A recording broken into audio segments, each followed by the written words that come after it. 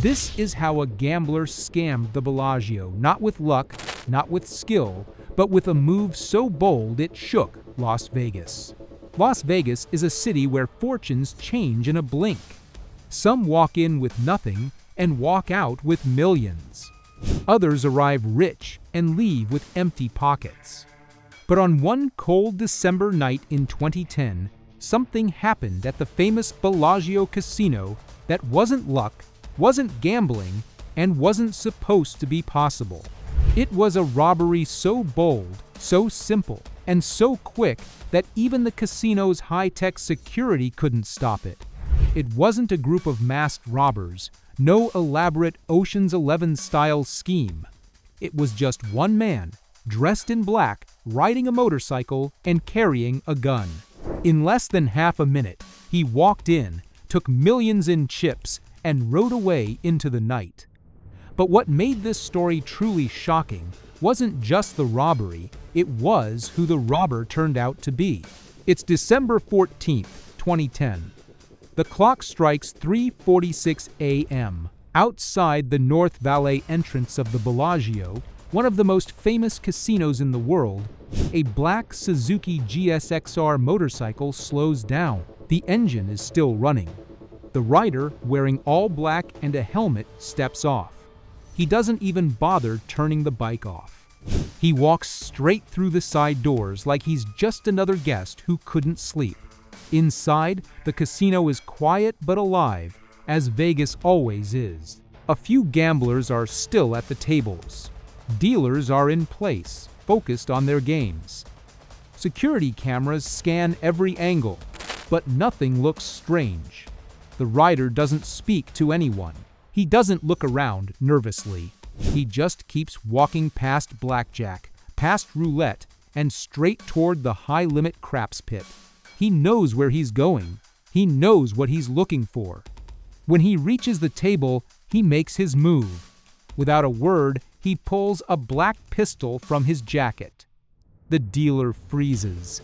The gamblers at the table stop breathing. In one swift motion, he sweeps stacks of chips into his backpack. Not just any chips, but the valuable ones. $5,000 chips, $25,000 chips, the ones known in Vegas slang as cranberries. He doesn't waste a second. He knows exactly which chips matter and which ones don't. Within 20 seconds, his bag is full. He doesn't shout. He doesn't panic.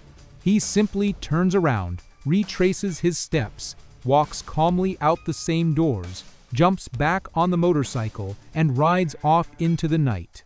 No one moves until he's gone. The players are frozen. Security has no idea what just happened. The cameras caught every frame, but there's no face to see the helmet never came off. In less than half a minute, the Bellagio has lost $1.5 million in casino chips. At first, investigators think it must have been a professional team, maybe an out-of-town crew, maybe someone with inside knowledge. But soon, they realized this job wasn't random.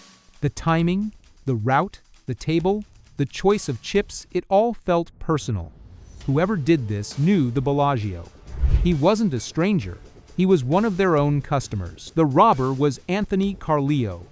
He didn't look like a man who needed to rob a casino. He was the son of a well-known Las Vegas judge. He grew up in comfortable private schools, a nice car, a good home. From the outside, he looked like he had every opportunity to live a successful life. But Anthony's story wasn't so clean. Behind the polished image was a young man drifting without purpose. He tried many DJ gigs, a limo business, even small drug deals. Nothing lasted. Nothing worked. And with every failure came more debt. A car crash in his early 20s made things worse. Doctors prescribed him painkillers, and soon he was addicted to OxyContin. From there, his life spiraled downward. Drugs, gambling, lies, and endless money problems became his routine.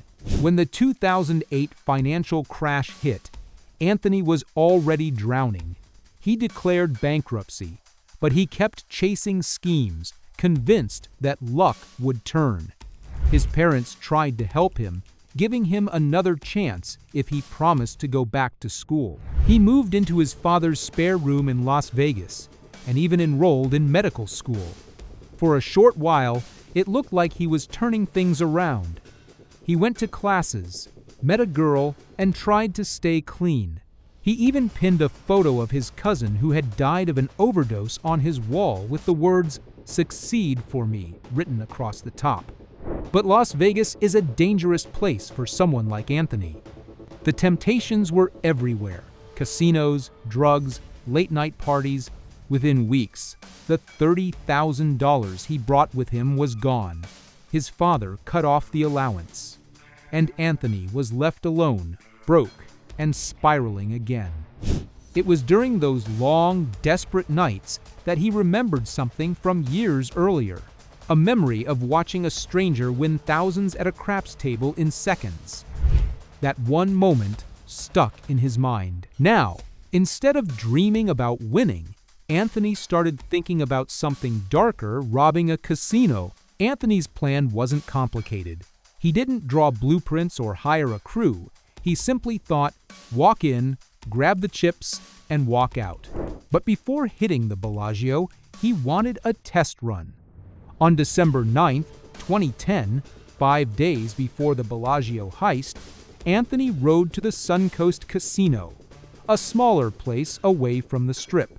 Wearing his helmet, he walked to the cashier's cage, lifted his shirt to reveal a gun, and calmly told the clerk what to grab. In less than a minute, he had $19,000 in chips. He walked out, jumped on his bike, and disappeared. No alarms, no chase, no problem. That robbery wasn't about the money. It was proof of concept. Anthony now knew he could pull it off. But he wanted something bigger. He wanted the Bellagio. Anthony was no stranger to the Bellagio. He had lost thousands there over the years, gambling at its tables, studying the casino from the inside. He knew the layout, the timing, the dealers, and the security pattern. Unlike vaults or cashier cages, which were heavily protected, the high-limit tables had stacks of valuable chips sitting right in front of gamblers. No security guards hovered nearby. Dealers focused on the games, not the chips. To Anthony, this looked like the weak spot. He timed the walk from the entrance to the craps table 45 steps. He studied which hours the casino was busiest and which hours were quiet. He even rode past the Strip at night to rehearse the approach on his motorcycle. Everything had to be quick. He knew that if it took more than 30 seconds, he'd be caught. So, he planned to strike in the early morning hours, when the high-limit tables were stocked, but the crowd was thin. At 3:46 a.m. on December 14th, Anthony put his plan into motion. The Bellagio looked peaceful that night. A few gamblers played quietly. Dealers went through the motions. Security walked their usual route. Nothing about the man in black walking past the tables seemed out of place. Anthony didn't hesitate. He reached the craps table, pulled the gun, and told them to move. He grabbed the high-value chips, the grays, the yellows, the cranberries, each one worth thousands. In less than 20 seconds, it was over.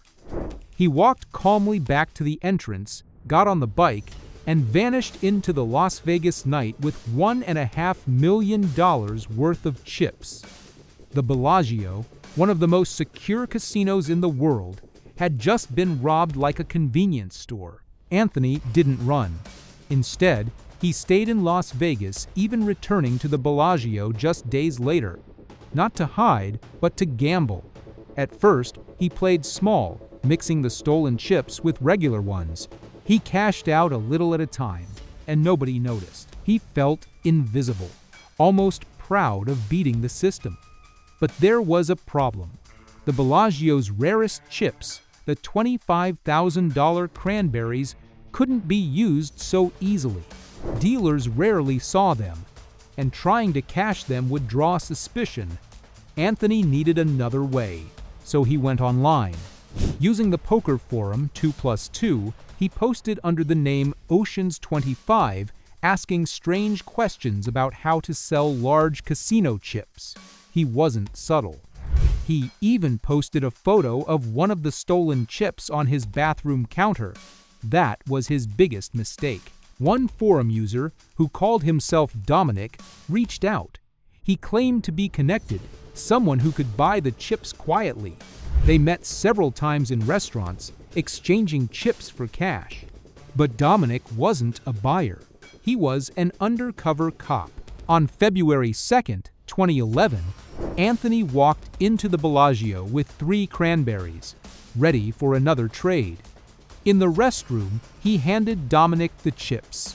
Dominic gave him an envelope with $30,000 inside. But as Anthony turned to leave, the trap closed. 6 officers rushed in. The biker bandit was caught. Anthony didn't fight the arrest. He didn't deny it. The evidence was overwhelming surveillance footage. His motorcycle records, his online posts, even 23 stolen chips found in his girlfriend's closet. The media exploded with the story. A casino robbery was already big news, but when the public learned that the thief was the son of a Las Vegas judge, the scandal grew even bigger. His father, Judge George Assad, made a public statement. "As a prosecutor and a judge, I've always believed people who break the law should be held accountable. That includes my son." Anthony pleaded guilty. There was no dramatic trial. He was sentenced to between 3 and 11 years in prison. The Bellagio immediately tightened its security. They installed RFID chips, tiny radio frequency tags that allowed casinos to track or even disable chips remotely. The stolen cranberries became worthless. Many still sit locked away as evidence. Anthony spent over 4 years in prison. He later admitted that the robbery wasn't just about money. It was about feeling important, about proving he still mattered. But in reality, the heist only showed how far he had fallen. When he walked out of prison, there was no media waiting, no second chance, no plan. The man once called the Bellagio Bandit had become just another cautionary tale of Las Vegas. Thanks for watching. Don't forget to hit like, subscribe, and ring the bell so nothing slips past. See you in the next one.